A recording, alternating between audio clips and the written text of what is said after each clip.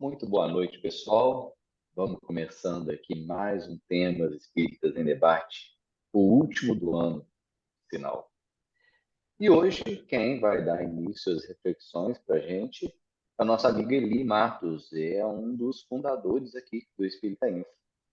O tema da noite, Espiritismo, revelação ou revolução? Nós vamos acompanhar o Eli aí, expor suas reflexões por cerca de uns 30 minutos. Então, nós passamos aí para os companheiros aqui presentes para poderem participar também do TED dessa noite. Vou pedir a Beth para fazer uma prece para a gente, então a gente passa a palavra para o Eli logo em seguida. Antes de fazer a prece, eu gostaria de ler um pequeno trecho do início do capítulo 23 da obra Evoluir é como aprender a andar de bicicleta.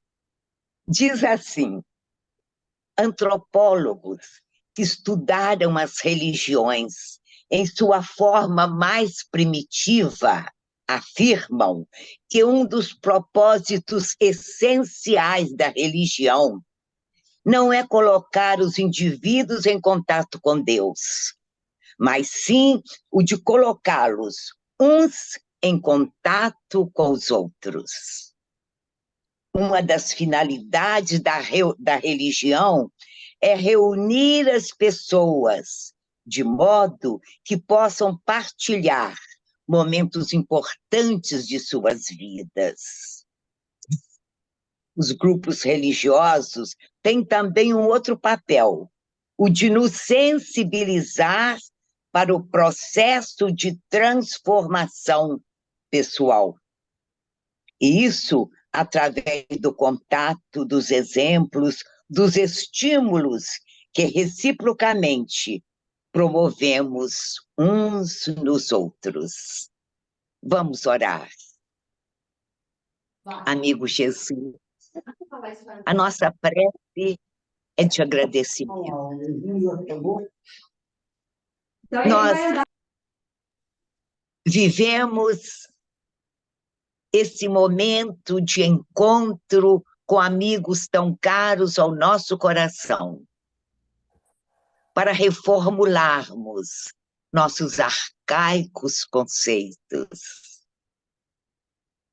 para que nasça um homem novo, buscando o seu progresso espiritual. Fica conosco, Jesus, nos dê a sua bênção. Assim seja.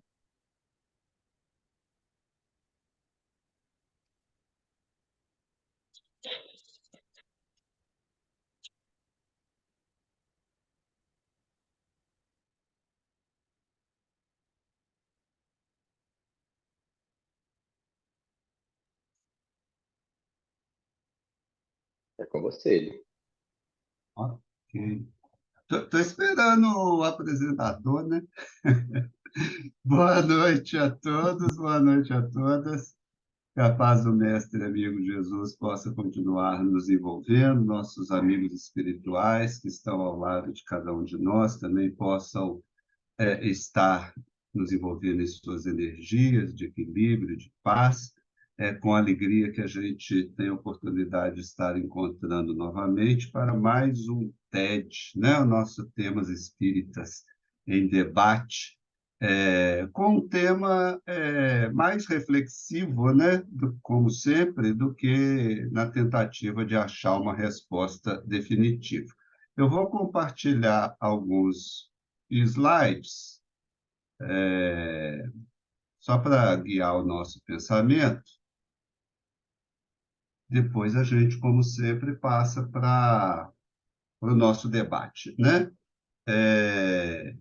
O tema que eu propus, né, é esse espiritismo, revelação ou revolução, né? Ao decorrer do tema, vocês vão entender por quê, no decorrer da apresentação, vocês vão entender por que essa pergunta, né? Na realidade, a ideia aqui dessa pequena agenda é a gente rever alguns conceitos do espiritismo como revelação, que é uma das formas como ele foi apresentado por Kardec, comentar rapidamente sobre as chamadas revoluções científicas, tentar fazer um paralelo muito rápido e superficial entre o espiritismo e as revoluções científicas e apresentar, obviamente, algumas questões para discussão, porque o nosso grande objetivo é discutir e debater, né?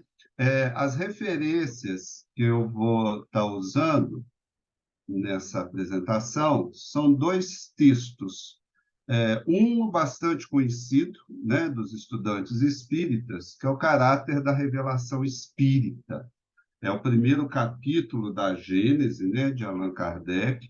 Allan Kardec já havia apresentado esse texto praticamente completo na Revista Espírita, no ano anterior à publicação da Gênese, em setembro de 87. Faltou um pedacinho, né, na Revista Espírita que ele complementou quando a Gênese foi publicada.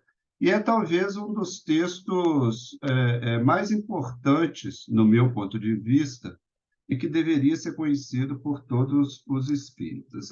Eu já tive durante muito tempo a ideia de que nos cursos, né, chamados cursos de espiritismo, esse talvez devesse ser o primeiro texto apresentado. Hoje eu tenho minhas dúvidas disso, vocês vão ver por quê, né? De qualquer forma, a ideia de revelação, a gente vai trabalhar em cima desse texto. E a questão das revoluções científicas, eu vou usar como base, muito também superficialmente, né, um texto do Thomas Kuhn, O que são revoluções científicas, que está nesse livro aí, O Caminho desde a Estrutura, é o primeiro capítulo. O caminho desde a estrutura, é porque eu não sei se todos conhecem, nem sei se está aparecendo, eu não estou me vendo. Thomas Kuhn lançou em 1962 um livro que se tornou assim bastante influente e ao mesmo tempo controverso, chamado A Estrutura das Revoluções Científicas, onde ele apresenta algumas ideias sobre como se dá, né, o progresso científico, como se dá o progresso da ciência. Eu vou usar algumas dessas ideias na nossa apresentação inicial. Então, a ideia do Espiritismo como revelação, esses tópicos são todos tirados, então, desse capítulo 1 da Gênese, né? Esses numerozinhos que aparecem aí são as referências, são referentes aos itens, porque depois, se alguém for consultar, né, os slides, pode olhar direto no texto lá, são referentes aos itens que estão no texto, né? Logo no primeiro item, Kardec faz uma série de perguntas que nos interessam, e eu acho que interessam a todos que estão estudando Espiritismo. Eu peguei algumas, né? Vocês vão ver que eu pincei só alguns pontos, porque é um texto muito grande, né? Mas só alguns pontos que eu julguei importante para a nossa conversa. Ele pergunta coisas do tipo: pode-se considerar o Espiritismo como uma revelação? Nesse caso, qual o seu caráter? Em que se funda a sua autenticidade? A quem e de que maneira ela foi feita? A doutrina espírita é uma revelação no sentido teológico da palavra, isso é o produto do ensino oculto vindo do alto? É absoluta ou suscetível de modificações? Qual a autoridade do ensino dos espíritos se eles não são infalíveis nem superiores à humanidade? Quais as verdades novas que eles nos trazem? O homem precisará de uma revelação? Essas são algumas das questões que ele apresenta algumas outras, né? Mas essas são as que nos interessam no momento.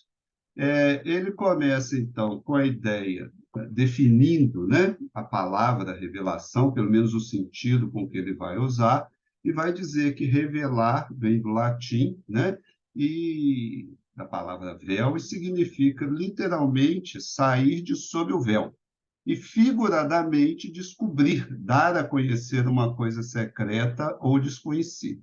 Desse ponto de vista, todas as ciências são revelações. A característica essencial de qualquer revelação tem que ser a verdade.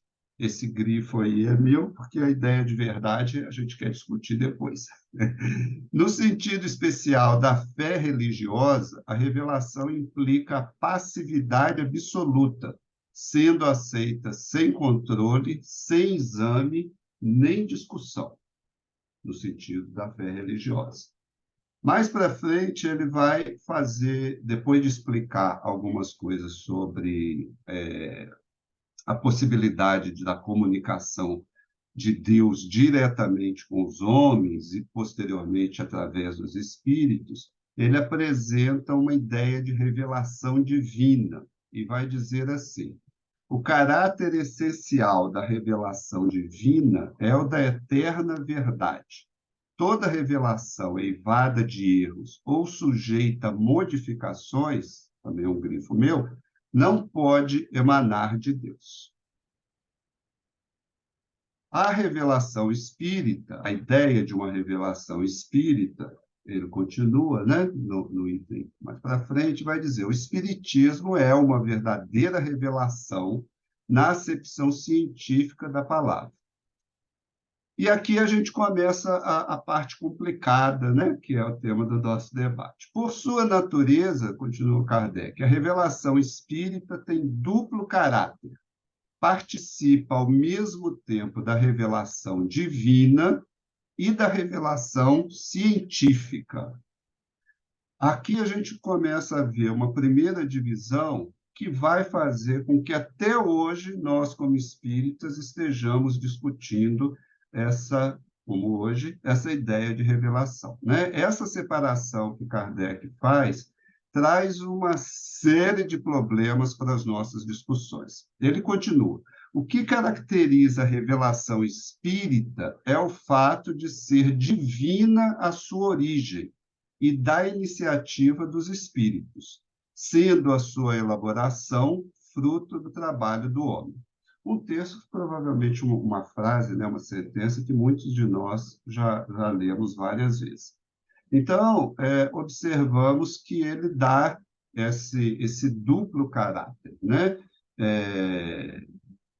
Embora a gente possa questionar, eu questiono, né, a palavra divina por uma série de questões, mas ele dá esse duplo caráter. O que vai tornar a nossa discussão um pouco mais complexa é o que vem depois, né? Porque ele vai dizer, por exemplo, no item 57, as manifestações são fatos que o homem estuda para lhe deduzir a lei, auxiliado nesse trabalho por espíritos de todas as categorias, que assim são mais colaboradores do que reveladores, no sentido usual do termo, é um grifo do Kardec.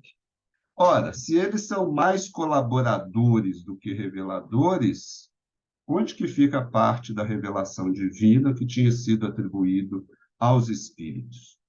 Não sendo os espíritos, senão as almas dos homens, ainda no item 57, comunicando-nos com eles, não saímos da condição de humanidade, circunstância capital a considerar-se. Se nós não saímos da condição de humanidade, por que a revelação é divina? De que forma a gente entenderia que essa revelação é divina se são espíritos que não saíram da condição de humanidade que trazem esses conhecimentos? Num trechinho anterior, ele fala do espiritismo como uma revolução. O conhecimento de tal fato, a comunicação com os seres do mundo espiritual, não pode deixar de acarretar, generalizando-se, profunda modificação nos costumes, caráter, hábitos, assim como nas crenças, que tão grande influência exerceram sobre as relações sociais. É uma revolução completa a operar-se nas ideias, revolução tanto maior e mais poderosa por não se circunscrever a um povo, nem a uma casta, visto atingir simultaneamente pelo coração todas as classes, todas as nacionalidades e todos os cultos.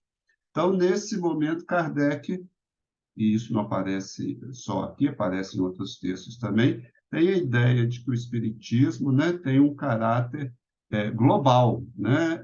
Universal no sentido de todos os planetas e todas as pessoas teriam acesso a essa revelação espírita. Ainda dentro da ideia de revelação, ele vai apresentar numa nota o seguinte fato, né? O nosso papel de Allan Kardec, nosso papel pessoal no grande movimento de ideias que se prepara pelo Espiritismo e que começa a operar-se, é de um observador atento, que estuda os fatos para lhes descobrir a causa e tirar as consequências, sem nunca nos considerarmos chefe da doutrina, nem procurarmos impor as nossas ideias a quem quer que seja. Ele está discutindo isso no contexto de que, daqui a pouquinho a gente vai ver, ele apresenta a revelação, né, de Moisés e a revelação de Jesus como personificadas, e apresenta o Espiritismo como uma revelação que não seria personificada em uma pessoa só, né? Não estaria personificada em um indivíduo apenas. E, finalmente, uma frase que eu acho que todo mundo conhece, que estuda Espiritismo, que já ouviu alguma coisa de Espiritismo. Caminhando de par com o progresso, o Espiritismo jamais será ultrapassado, porque se novas descobertas lhe demonstrassem estar em erro acerca de um ponto qualquer, ele se modificaria nesse ponto. Se uma verdade nova se revelar, ele aceitará. A dificuldade nossa aqui é que, uma vez que ele dividiu a revelação espírita em divina e científica, e na divina, conforme a gente viu antes, não pode haver modificação, qual parte, então, pode haver modificação? O que poderia ser modificado com relação à doutrina espírita, né? E aí a gente chega no Espiritismo, uma ideia prevalecente, né, que vem desde Kardec, o Espiritismo como a terceira revelação. Esse quadro é meu, né, só para a gente ter uma ideia, dentro dessa divisão que ele fez de uma revelação divina e uma revelação científica, eu vejo que ele considera as revelações de Moisés e Jesus como as revelações divinas. E o Espiritismo herda dessas tradições muitas ideias, né?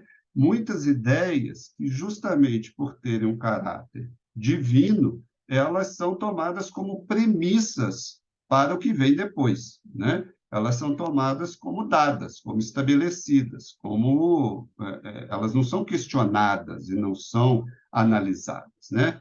A ideia de um Deus único, onipotente, soberano, a ideia de uma lei divina ou de uma vontade divina, né?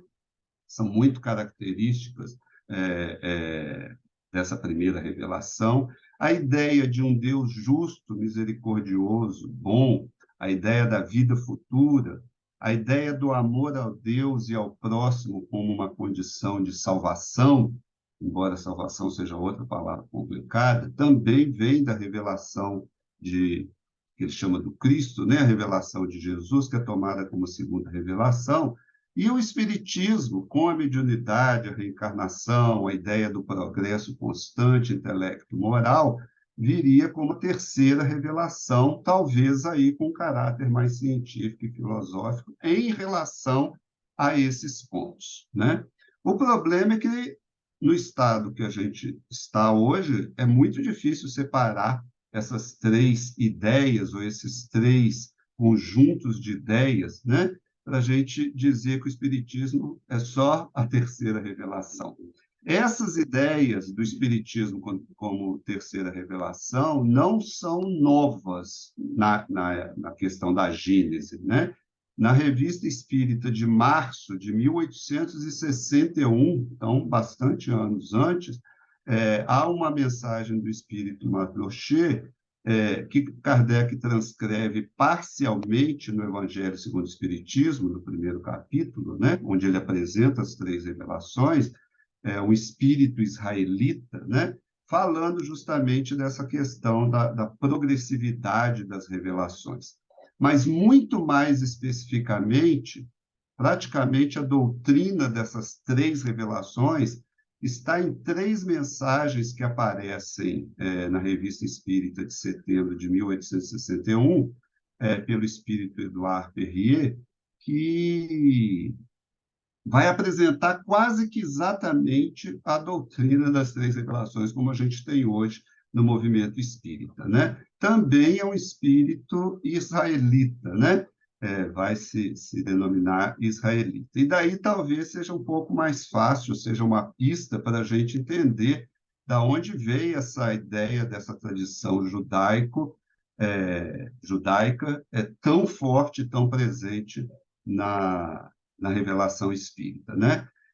Kardec ainda cita na revista Abril de 1867, né? Tem um texto chamado do Espírito Profético, onde ele transcreve um texto que foi publicado em 1821, ou seja, décadas antes, né? Prevendo a chegada de um terceiro movimento religioso, né? Na sequência da revelação mosaica e de Jesus, haveria um terceiro movimento. Esse texto é do conde Joseph de Meister.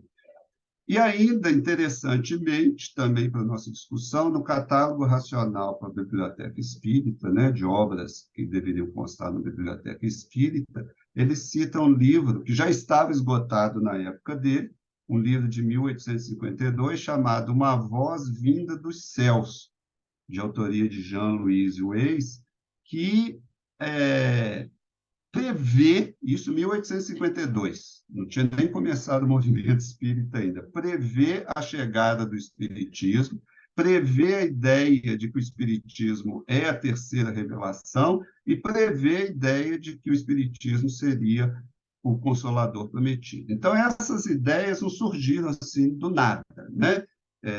Dá para a gente começar a traçar um pouco de onde surgiu a ideia de uma terceira revelação. As revoluções científicas, então, mudando o assunto, né? Falando da revelação, falando das revoluções. Essa figurinha traz muito superficialmente, porque o trabalho do Thomas Kuhn é extenso, né? Mas só para a gente ter uma ideia geral da proposta dele, né?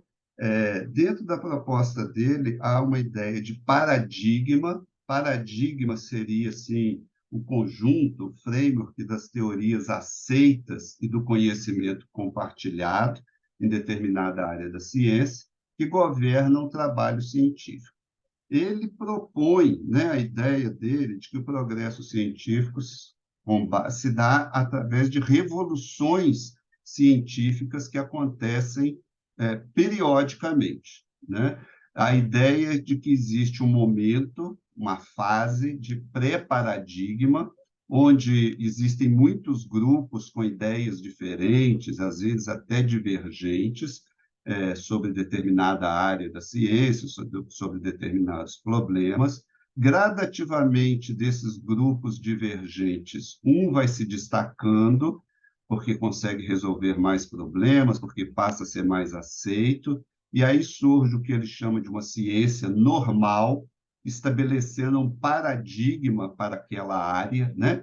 Um pensamento compartilhado, ideias compartilhadas, que vão governar as pesquisas naquela área, através de metodologias, através de experimentos, durante um tempo, né? Durante essa fase, a ciência está no que o Kuhn chama de resolução de quebra-cabeças. Novos problemas vão surgindo e os cientistas tentam resolver esses problemas usando o paradigma que está em vigor. Acontece que vão surgindo problemas que não são resolvíveis por aquele paradigma, que ele vai chamar de anomalias, né? Os experimentos começam a mostrar situações em que o paradigma vigente não responde, não tem respostas satisfatórias. A partir dessas anomalias, que vão crescendo, vai surgir uma crise no sentido de que aí começam outros pesquisadores a questionar o paradigma, né? questionar se aquele paradigma é correto, uma vez que ele não está respondendo. E começam a propor novas ideias, novo paradigma. Entra numa fase que é chamada de ciência revolucionária ou extraordinária, né? Onde novos experimentos com essas ideias novas vão sendo feitas, novos problemas vão surgindo, resoluções de problemas antigos vão aparecendo, até que isso toma corpo e ocorre uma mudança de paradigma. Essa mudança de paradigma vai se estabelecendo gradativamente, não sem enfrentar resistência, né? Porque muitos cientistas ligados ao paradigma anterior vão querer manter a mesma ideia, mas gradativamente esse novo paradigma se sobrepõe e volta o ciclo. Ele se torna o paradigma da ciência normal e o ciclo continua, né? Através, então, dessas revoluções que vão acontecendo o progresso científico. 3 características principais nesse artigo que eu citei, o Kuhn coloca como ocorrendo nessas revoluções. Essas revoluções são holísticas, no sentido de que elas acontecem abruptamente, né? Elas não são feitas gradativamente, um novo conjunto de ideias surge de uma maneira muito forte e abrangendo todos os campos.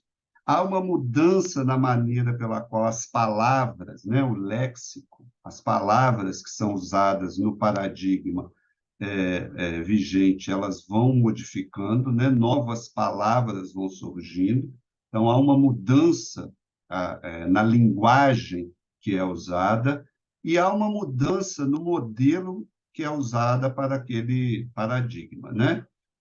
Há uma mudança na ideia sobre o que é ou o que não é similar e o que é o que não é diferente, né? São 3 grandes características que ele dá para a gente identificar que está ocorrendo uma revolução.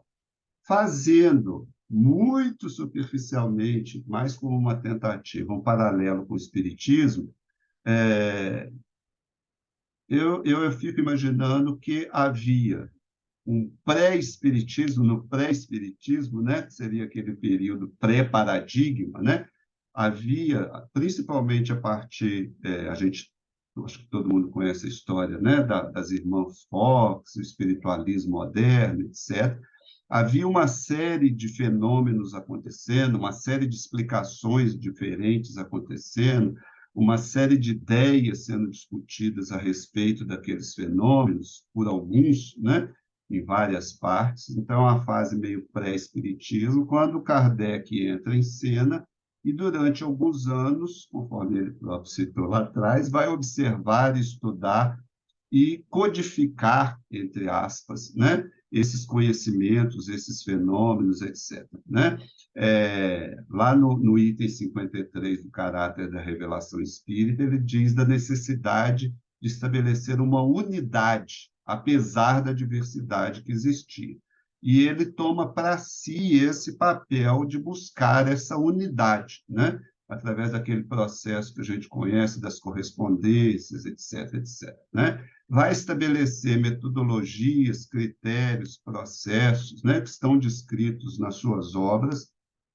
Por exemplo, em relação à mediunidade, né, o Livro dos Médiuns estabelece uma classificação, estabelece um método de como se estudar esses fenômenos, e Kardec também estabelece parcialmente um léxico, né, um conjunto de palavras que vão ter um significado bem específico dentro do espiritismo, apesar de continuar usando palavras de outras tradições ou das tradições anteriores. O que a gente observa é que, pós-Kardec, né, houve o que alguns chamam de uma derrocada do espiritismo, né? O espiritismo praticamente, conforme codificado por Kardec, praticamente sumiu do mapa.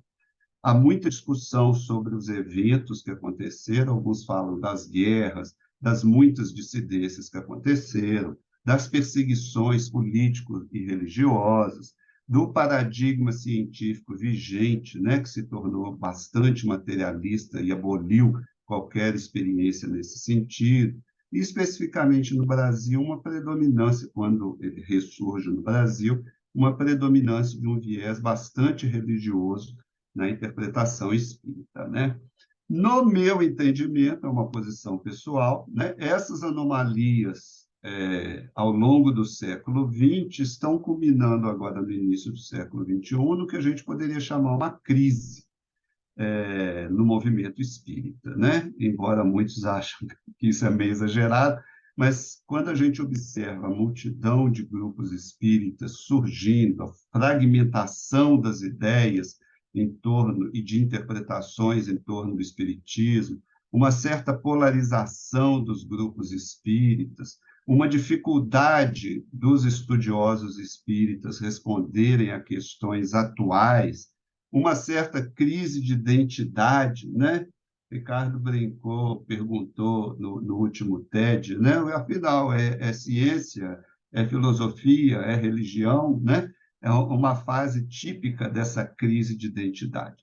Nós estamos vivendo isso, né? Vai haver um espiritismo revolucionário, como ocorre nas revoluções científicas? Vai haver um pós-espiritismo, né? E esse pós-espiritismo vai trazer algum paradigma novo, né? Está cheio de interrogação ali para a gente pensar sobre isso, né? E, finalmente, algumas questões para a gente discutir, já que o nosso tempo está chegando ao fim, né? Eu vou colar essas questões, são muitas, né? Eu vou colar depois no chat, mas eu coloquei muitas, porque aí quem quiser pode escolher uma para comentar depois, né? Porque vai ser impossível, com o tempo curto que a gente tem, falar sobre tudo. Mas algumas questões, né? O caráter progressivo do Espiritismo parece que só é válido parcialmente, já que o seu caráter divino não pode ser questionado, né? O que poderia ser questionado seria o seu caráter científico. E, mesmo assim, há uma certa dificuldade nesse questionamento. Por quê? Porque boa parte do movimento espírita personificou o espiritismo em Kardec, apesar do próprio ter negado essa posição. Então, é quase como, para muitos, que a primeira revelação é de Moisés, a segunda de Jesus e a terceira de Kardec. De tal forma que muitos se fixam, né, na obra de Kardec e dificulta o diálogo com o que veio depois de Kardec. Na minha opinião, para a discussão, o paradigma científico atual nunca vai dialogar com o espiritismo, porque não cabe o espiritismo dentro dele, em especial por causa do viés divino religioso que Kardec deu à revelação espírita, né? Embora estejam sendo feitas tentativas nesse sentido, se o espiritismo mantiver esse caráter, vamos chamar de divino, dificilmente vai haver um diálogo com o paradigma científico atual. Sem ouvir os espíritos sobre todos os assuntos, e principalmente discutir com os espíritos, o espiritismo vai ser apenas mais um movimento humano, e não um movimento humano espiritual, né? Não se trata de publicar livros, porque a gente não discute livros, né? Não discute com os espíritos que escreveram os livros. Se trata de voltar ao processo de discussão com os espíritos, né? De conversa com os espíritos, de questionamento com os espíritos, principalmente em relação a muitos temas que nem sequer existiam no final do século XIX, início do século XX. E, finalmente, sem uma organização coordenada, que não é a que a gente tem hoje, porque ela precisaria ser sistêmica e descentralizada dos grupos espíritas, nós estamos voltando à era pré-Kardec, no sentido de ter diversas interpretações, diversos grupos, uma fragmentação muito grande das ideias, indivíduos isolados defendendo essa ou aquela corrente. Então, é um momento que parece muito semelhante ao que existia antes de Kardec. Tudo isso é muito difícil, né? Mudança de paradigma é muito difícil. Eu vou terminar com uma frase do Max Planck. Ele diz assim, né? O Max Planck é um dos pesquisadores, um dos pioneiros do estudo da chamada física quântica. Ele diz assim: uma nova verdade científica não triunfa por convencer os seus oponentes e por fazê-los ver a luz, mas porque eles eventualmente morrem e uma nova geração cresce familiarizada com ela. Tem uma versão mais popular dessa fala dele que diz assim: a ciência progride um funeral por vez. A pergunta é se talvez o espiritismo progrida uma reencarnação por vez, ou se nós que estamos aqui vamos acompanhar alguma mudança efetiva. Ok, era nossa apresentação inicial, muito corrida, para variar, e passando um pouco do tempo, para variar também, mas espero que tenha promovido alguma coisa, né? Obrigado, Eli. Assim, alguma reflexão, e aí eu passo a palavra para vocês, que é a parte melhor, né? Que a gente passa a bola para frente. Você não passou muito tempo, não, porque nós começamos em torno de 5 minutos, né? A sua fala não passou do tempo, não. E lembrando, você falou das perguntas, questões, né? Não vai dar tempo de a gente discutir aqui, mas quem achar interessante pode também ir lá no YouTube depois, né? Com base nos slides e comentar no YouTube nosso vídeo, né? E colocar perguntas lá e tudo mais, né? Eu Vamos vou começar aqui. colar aqui, né? Só se Sim. alguém que...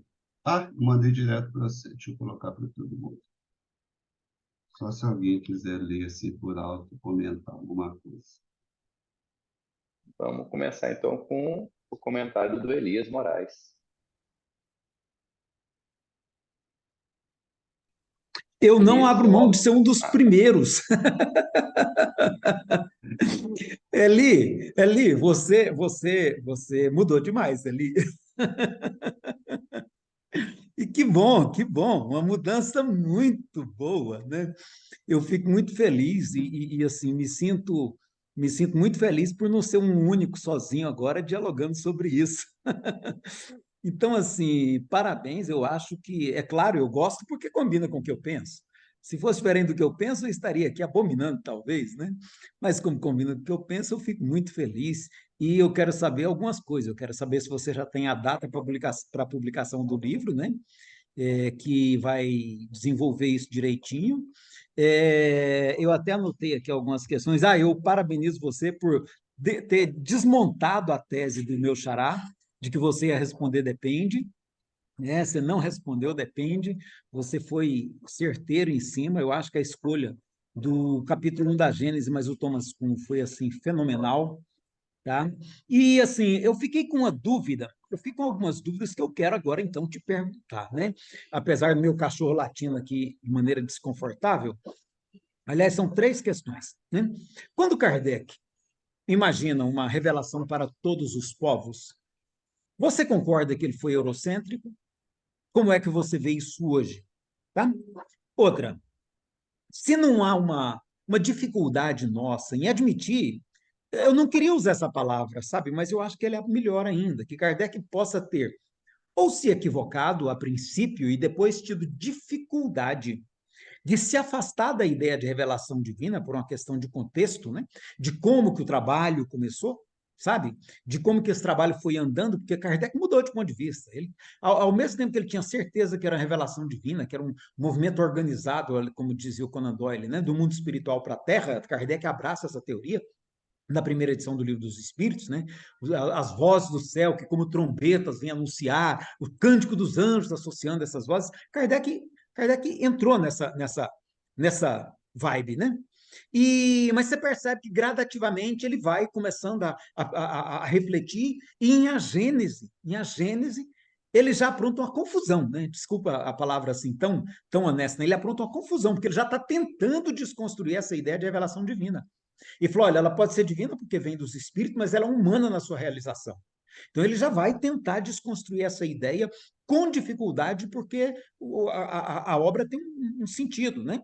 E aí, a minha pergunta é: você não acha que nós estamos tendo uma dificuldade de entender que de revelação divina não tem nada, que é uma construção humana, e que a grande riqueza do Espiritismo é ser uma construção humana extraordinária, porque é uma construção humana que procura unir agora ciência e espiritualidade de uma maneira que nunca existiu dentro do paradigma, da tradição científico-filosófica ocidental, né? Até porque a ciência é uma construção nossa. Então, essa é a segunda pergunta, tá? Se a gente não está precisando virar essa chave de revelação divina de maneira definitiva. E a terceira é até que ponto, uma vez que a gente hoje já tem condições de avaliar os limites do processo mediúnico, o quanto eles são frágeis.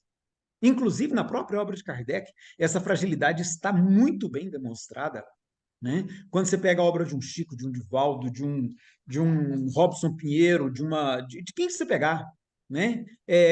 De uma Ivone Pereira, sabe, uma Zilda Gama, quando você pega a obra desses médiuns, você percebe que realmente a mediunidade ela não é aquilo que a gente pensava, aquela eureka que nos possibilita investigar o mundo espiritual, como Kardec pensava.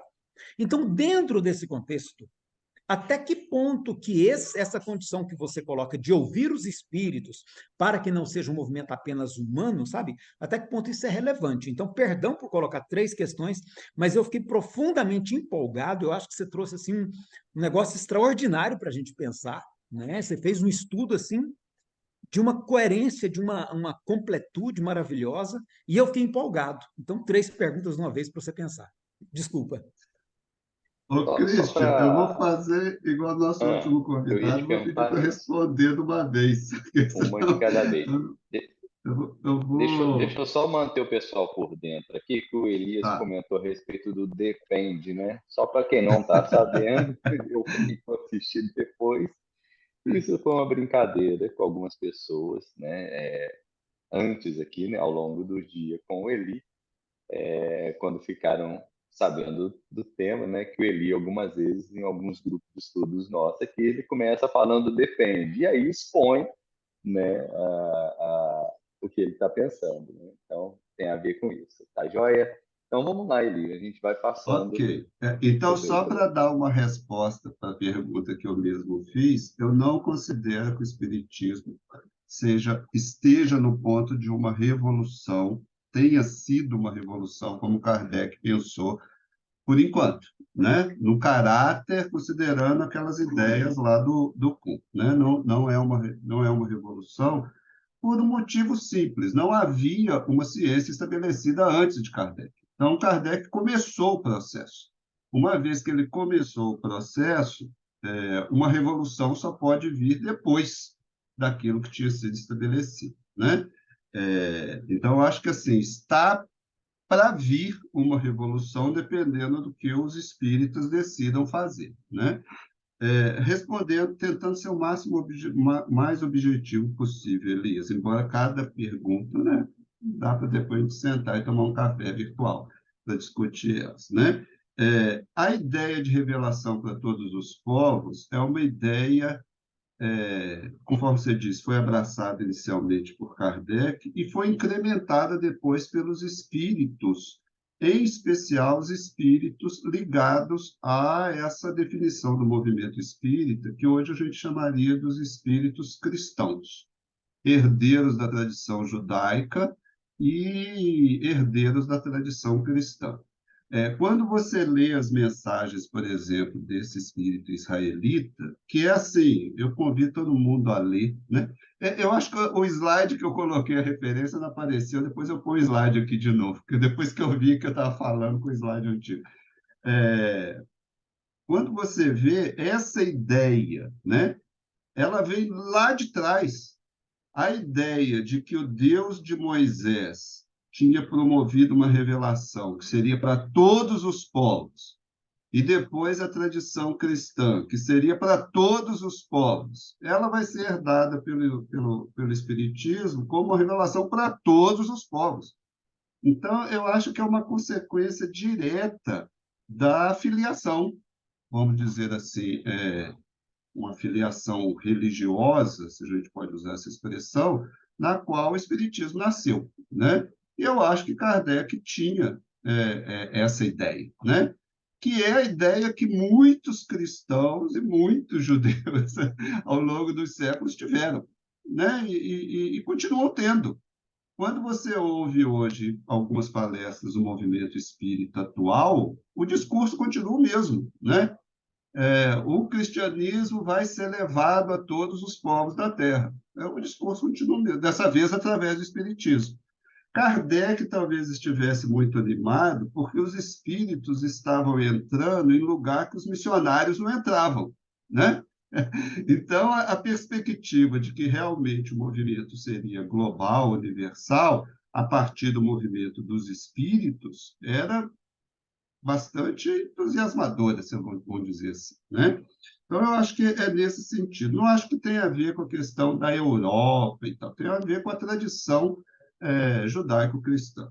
A dificuldade em mudar o ponto de vista, por isso eu brinquei, né, que há um tempo atrás eu sugeriria esse texto como primeiro texto, hoje eu tenho minhas dúvidas, por causa disso, né? Mas esse texto fez muito sucesso quando foi publicado na Gênesis, né? Se vocês olharem a Revista Espírita do mês seguinte, Kardec põe uma notinha de que o texto, o capítulo 1, fez tanto sucesso que ele lançou uma brochura separada só com o capítulo 1 e estava vendendo a 15 centavos só a brochura com o capítulo 1, porque muitas pessoas viram ali um resumo bastante sintético e completo do que seria a revelação espírita, né?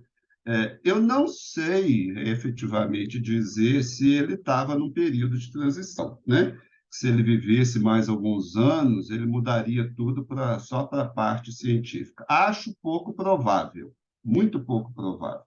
Eu acho que o esforço dele foi tentar conciliar a ideia das revelações divinas, por causa da tradição judaico-cristã, com uma visão científica, né?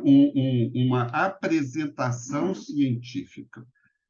A própria questão do léxico, e eu, como linguista, óbvio, né, vou achar isso muito importante, a própria mudança do léxico, né, criação de palavras, por exemplo, o próprio espiritismo, perispírito, fluido cósmico universal, que são assim palavras que só têm um sentido dentro do contexto espírita, mostra isso, né? Essa visão de Kardec na necessidade de estabelecer uma nova ciência. E ele apresentava o Espiritismo inicialmente como essa nova ciência, né? Então, eu acho muito difícil que ele mudasse essa posição, né? E talvez essa posição, esse caráter duplo e difícil de ser entendido, né? Esse caráter duplo do espiritismo é que talvez tenha minado um pouco o processo depois da sua desencarnação, né? E dificultado essa sobrevivência dessa ideia. Porque os cientistas não aceitavam o caráter divino e os religiosos não aceitavam o caráter científico. Então, assim, acabou, né? Muita gente cita, a gente cita nos nossos estudos, por exemplo, cientistas que vieram após Kardec, estudando os fenômenos mediúnicos. Eles não citam Kardec, não citam, não usam o método de Kardec, né? Os próprios espíritas, por exemplo, do início do século XXI, os textos espíritas, não falam de Kardec, não falam de Kardec. Hoje nós falamos de Kardec porque ele, né, as suas obras, ressurgiu no Brasil por uma série de motivos, que é outra história, né? Mas, caso contrário, teria entrado para a história como mais uma filosofia, né? E com relação à mediunidade, vou fazer uma propaganda, né? O Elias perguntou sobre mediunidade, porque tem o livro Processo Mediúnico, né? Em que ele está estudando, dentro dessa ideia que a gente está discutindo, de reestudar diversos pontos espíritas, estudando a questão do processo mediúnico. O que eu acho, Elias, hoje, eu acho que a gente tem que voltar a conversar com os espíritos. O nosso problema com o processo mediúnico mais recente é que os médiuns se tornaram extremamente, para usar uma nomenclatura mais conhecida, muito conscientes e muito menos automáticos ou inconscientes, né?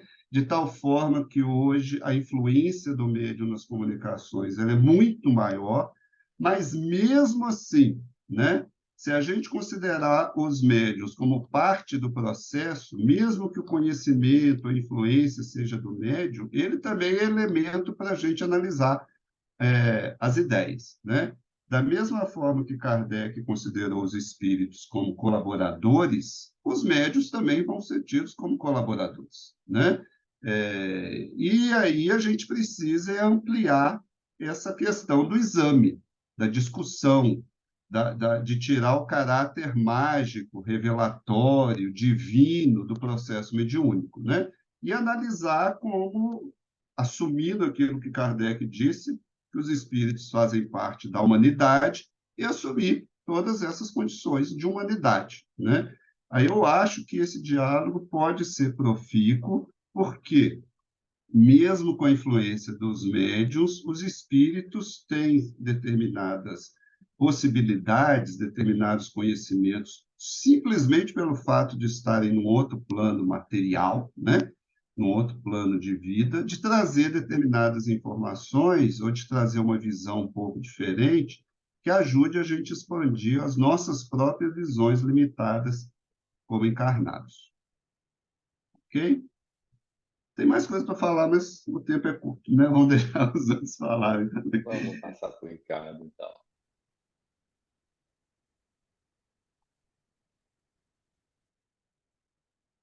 Embora as ciências humanas não seja a minha praia, eu tenho procurado ler alguma coisa a respeito, eu tenho notado um movimento do pós.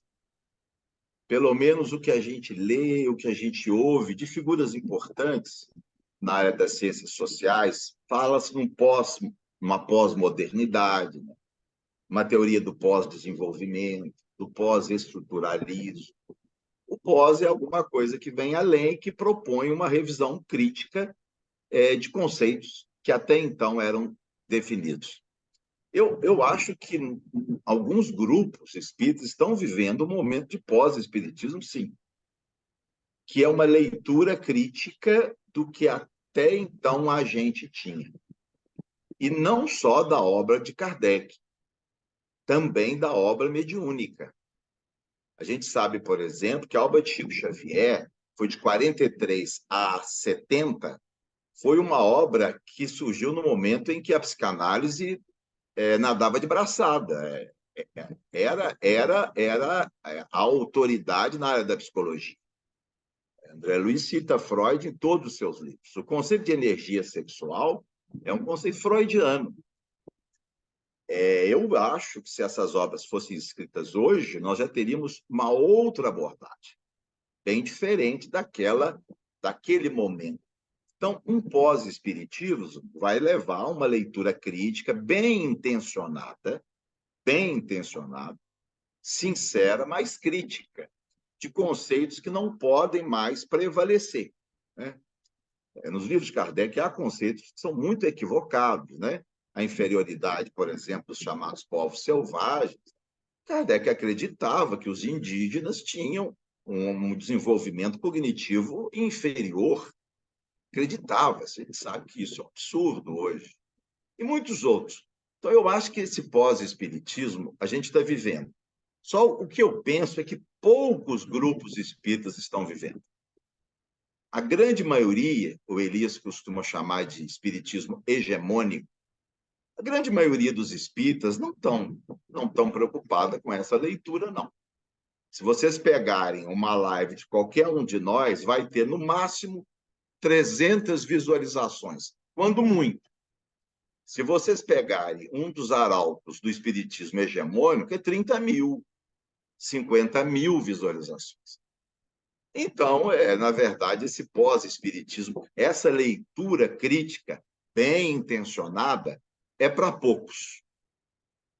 Não sei até quando isso vai continuar dessa forma, mas eu penso que, pelo menos na minha geração, isso não vai mudar. O problema que eu vejo do pós-espiritismo criou um problema para a gente com relação às obras espíritas.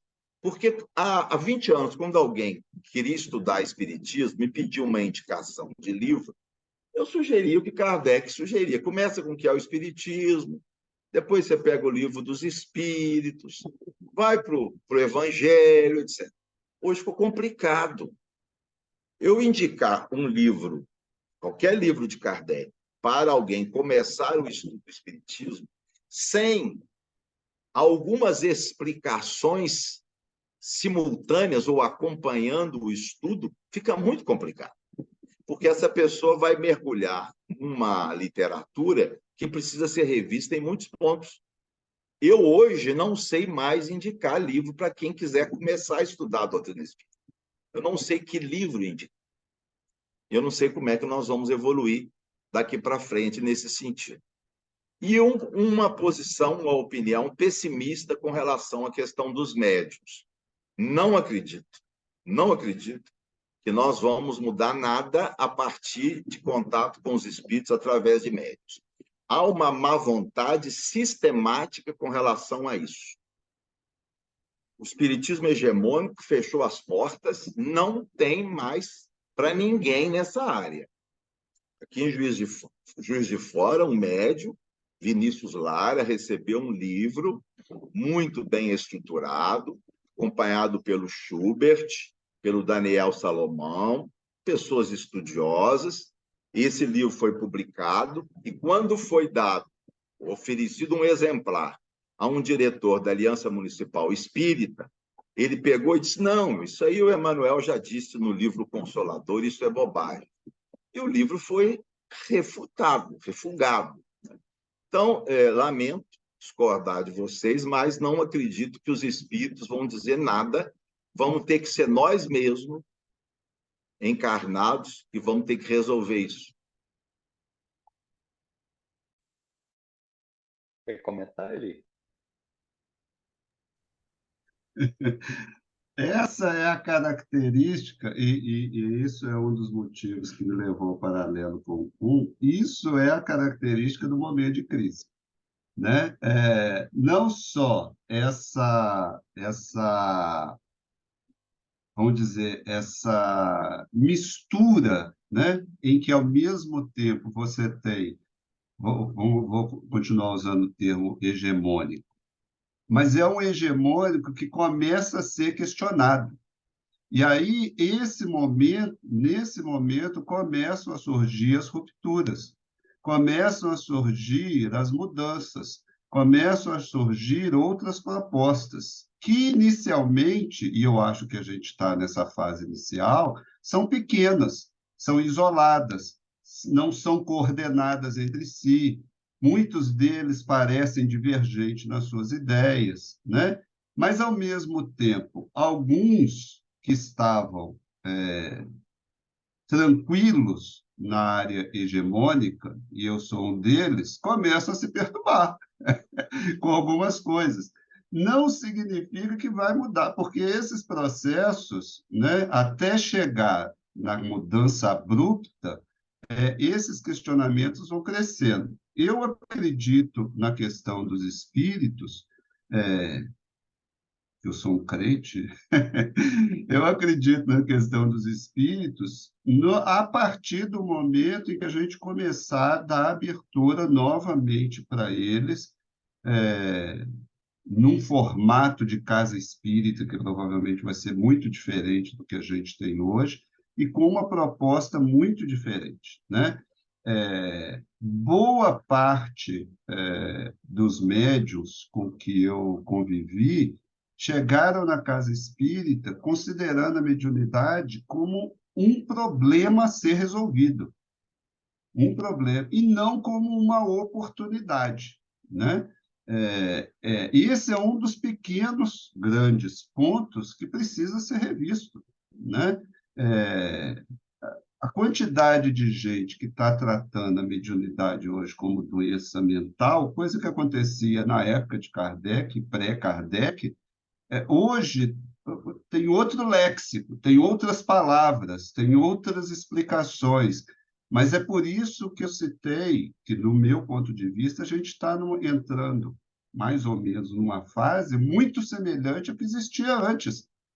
Por quê? Porque a predominância do caráter, do viés excessivamente, do meu ponto de vista religioso, fez com que a parte científica da doutrina fosse colocada a serviço da parte considerada religiosa e não o contrário. Então, é um processo que eu acho que vai demorar um tempo, né, Ricardo? O Planck falou, tem que esperar morrer, tem que esperar morrer um monte de gente, né, talvez a gente também, para poder essa mudança começar a acontecer, né? Mas eu acredito que a mudança vai vir aí. Talvez não com o nome de pós-espiritismo, talvez com outro nome, né? Mas dentro do movimento que foi iniciado e cujo paradigma precisa ser mudado. Vou dar mais um exemplo, só para não falar demais. Os espíritas, ou boa parte dos espíritas hoje que trabalham com pesquisa na área, vamos dizer, ligada à área científica, querem trazer o espiritismo para esse paradigma científico. Foi o que eu comentei, eu acho que não vai dar. O próprio paradigma científico vai ter que mudar, porque ele já está falindo já há algumas décadas, né? Outras propostas estão surgindo, por exemplo, a questão do pensamento sistêmico, em contraposição ao pensamento cartesiano. Então, essa mudança paralela na área das ciências também precisa acontecer para que essa mudança, provável mudança que vai ocorrer no espiritismo, possa ter com que ligar. Da mesma forma com que Kardec ligou com a ciência podia, né, que existia na época, e deu ao espiritismo uma feição cartesiana, em vários pontos, eu acho que a mudança nas ciências gradativamente acontecendo também vão arrastar consigo essa mudança do ponto de vista espírita, né? Mauro, fica à vontade aí, Mauro. Eu vou ser uma voz dissonante. Eli, você parte do princípio, né, de que o espiritismo nasceu aqui, que a doutrina dos espíritos existe apenas aqui. E a doutrina nos diz, né, a, sobre a perenidade e a origem divina da doutrina. Eu não sei o porquê que o espiritismo tem que mudar o discurso para ser aceito pela ciência.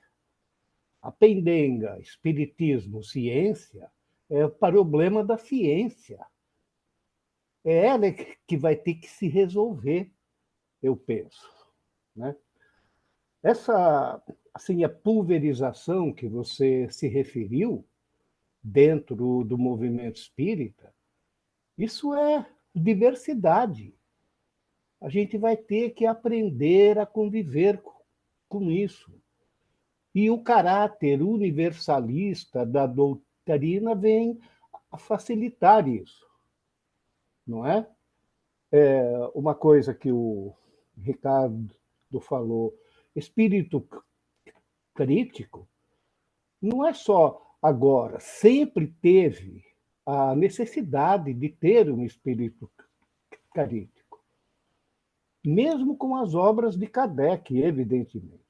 Eu fiquei fora do ar um pouco, então eu assim ia perder muitas coisas, mas do que eu depreendi, né? Assim foi isso, mas basicamente, né? O caráter universalista da doutrina dos espíritos, que vai ter que ser exercida agora, dada a grande diversidade de rumos dentro do movimento, né? Eu estou absolutamente assim otimista com relação ao desfecho de tudo isso, né? O determinismo. Desculpa se eu falei alguma coisa fora de ordem assim. Obrigado. Fala ele, ou passa para o Mourão. Mauro, eu não disse em momento nenhum e nem penso que o Espiritismo nasceu aqui. Eu não sei em que momento você percebeu isso. Não penso assim que o Espiritismo nasceu aqui, aqui que eu estou imaginando ser o Brasil, né? O Espiritismo tem toda uma história, tem toda uma cronologia que não tem nada a ver com ter nascido no Brasil. O Espiritismo renasceu, de certa forma, no Brasil, porque na Europa ele já tinha acabado. Já tinha acabado. Se ele não chegasse ao Brasil com aqueles grupos iniciais, o que eu quero dizer é que a gente não conheceria Kardec, provavelmente. É nesse sentido, né? Mas cada um acredita de um jeito, houve uma providência de que ele, por algum motivo, ressurgisse aqui. Só que ressurgiu aqui com um viés diferente do que ele tinha surgido inicialmente, né? Isso vários historiadores têm trabalhado em cima disso, né? Mas eu também sou otimista. Toda minha conversa foi no sentido assim, tem uma mudança acontecendo e essa mudança vai render bons frutos no futuro. Eu também sou otimista, né? Não acho que vai acabar tudo, não. Eu só acho que hoje, quando eu falo, ao invés de divino, eu uso espiritual, porque eu acho que é mais coerente com o que aconteceu no processo, né? Porque a palavra divina, por si só, representa uma série de ideias na cabeça das pessoas que não corresponde ao que aconteceu no processo da codificação espírita, né? Mas então, por que fala que é divino? Por aquele processo que eu comentei, porque Kardec se apoiou em duas revelações anteriores, que na própria definição dele eram consideradas revelações divinas, né? Mas não o espiritismo, essa que é a questão, né? Essa que é a questão. É só porque na hora que se dá um duplo caráter para se juntar às revelações anteriores, ela passa a assumir um caráter divino, religioso, o nome que a gente quiser dar, né? Inquestionável, toda aquela ideia de uma revelação inquestionável por causa do caráter divino continua existindo em relação a essas duas primeiras revelações, né? As consideradas duas primeiras revelações. Eu costumo brincar, Mauro, que o sangue capelino ainda corre muito forte nas nossas veias, entendeu? Então, assim, quando você pega alguém como Haroldo Dutra estudando o Êxodo no século XXI, é porque alguma coisa muito forte do ponto de vista espiritual ainda está prevalecendo, né? Antes de passar para o Mourão, eu vou só voltar para o Mauro, porque houve aqui uma dúvida, Mauro, em relação à sua colocação. No chat aqui, algumas pessoas estão entendendo você como dizendo que o Espiritismo não tem nascido aqui no planeta Terra. É isso mesmo, Mauro? E logo em seguida eu passo para você.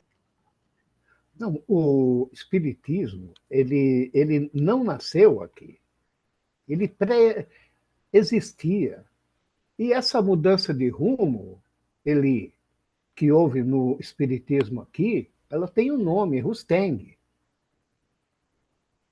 Esse foi, assim, a grande mudança de rumo, o abandono do método de Kardec por me desculpa, mas é um evangelho ridículo, infantil.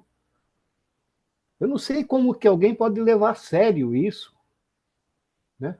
Ouvi dizer na época que a primeira coisa que Jesus fez aqui foi enganar a mãe. Mas era isso. Obrigado. Só Mourão, como meu amigo. spoiler, Mauro, Rostem vai ser um dos nossos temas ano que vem. Bom, passado o spoiler aí, Mourão. Vamos lá, fique à vontade. Boa noite, pessoal. Parabéns, Eli. Obrigado pela oportunidade de refletir sobre um tema tão importante. Eu me declaro pessimista, convicto.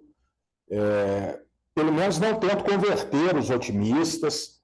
Fico feliz quando os otimistas não tentam me converter, mas eu acho o seguinte, eu sou fã do Thomas Kuhn, mas o Thomas Kuhn era um físico e um historiador da ciência, e ele fala muito das ciências naturais. Nas ciências naturais, as coisas são mais fáceis, porque a gente tem um método material, empírico, até para surgirem essas anomalias e depois a gente mudar de paradigma. Eu tenho sérias dúvidas se o Espiritismo vai ter oportunidade de passar por esse processo de revolução, porque eu acho que esse processo ele dependeria muito de um meio, aspas, empírico, que seria o processo mediúnico, como vocês bem citaram. E o processo mediúnico, esse sim, ao meu ver, ele anda em grave crise. Então, eu compartilho da opinião do Ricardo e gostaria que acontecesse essa revolução. Mas tenho minhas dúvidas, porque nas ciências humanas, já não estou nem falando de espiritismo, nas ciências humanas, por exemplo, a gente já não consegue uma correspondência muito exata com aquilo que o Kuhn descreveu para as ciências naturais, porque o objeto se torna mais complexo, né? A gente sai da matéria e vai para o ser humano, que é bem mais complexo. E quando a gente sai do ser humano e vai para o outro mundo, do qual a gente não conhece quase nada, fica mais difícil ainda, né? E algumas coisas eu concordo muito que são construções humanas, até a própria ciência, mas lembrando que os fenômenos científicos não são construção humana, eles precedem o ser humano, né? A lei da gravidade existia antes do primeiro ser humano surgir na Terra. Então, a coisa é muito complexa. É só para manifestar aqui que o Elias falou aqui, não, Elias e Fátima, não sou o único pessimista. Não, estamos juntos e misturados. Um abraço, pessoal. Obrigado.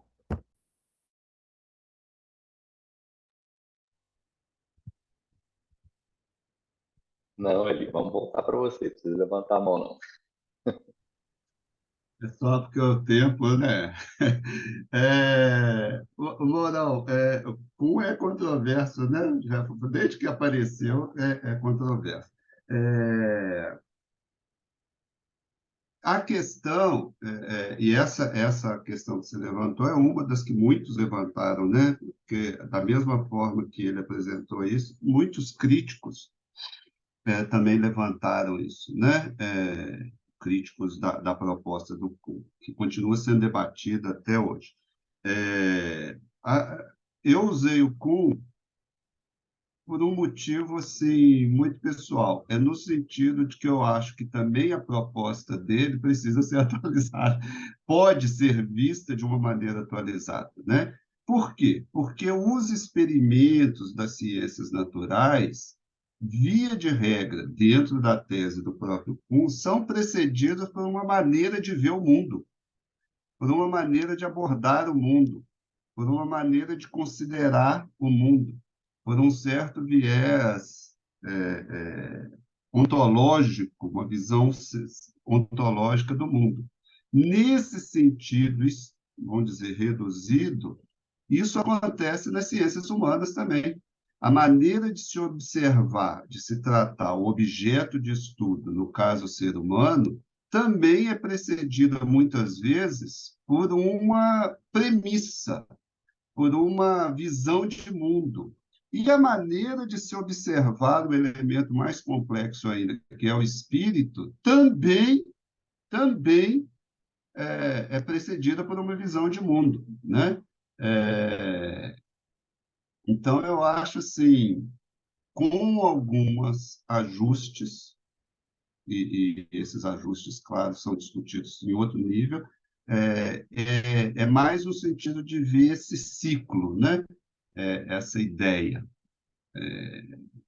que o Kuhn propôs, mas que ele próprio, né? Esse texto que eu usei é um texto muito posterior, né? É um texto de 95, muito posterior ao Estrutura, em que ele próprio revê várias ideias, né? Do que ele apresenta, responde vários críticos, e apresenta várias novas interpretações do que ele mesmo propôs. Por isso que, dentro dessas novas interpretações ou visões, que eu acho que a teoria do Kuhn pode começar a ser pensada como uma base para discussão, né? Dentro do que eu estava propondo, ou do que eu pretendi propor. Obrigado, Eli. Felizmente, nosso tempo é findo, a gente tem que encerrar, mas a gente retorna aqui. E aí, né, eu tenho duas notícias para vocês.